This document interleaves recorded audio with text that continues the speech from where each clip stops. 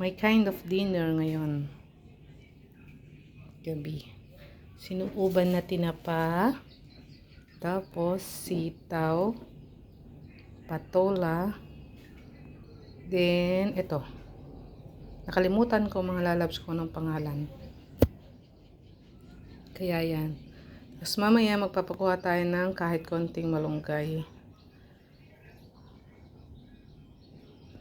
Sa totoo lang mga lalabs talaga.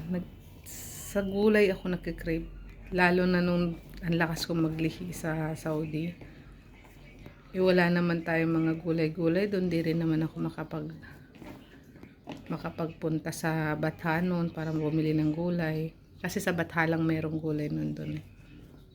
Dito lang sa Riyadh. Sa Al Yasmin may mga gulay din naman pero wala doon yung gusto ko ganun.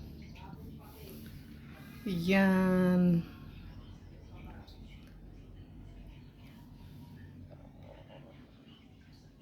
Patola.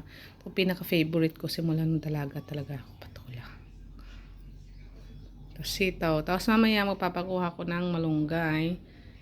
Yan na. Flex ko lang ang aking dinner mamaya. Vegetable. Yun lang. Thank you for watching. Bye-bye.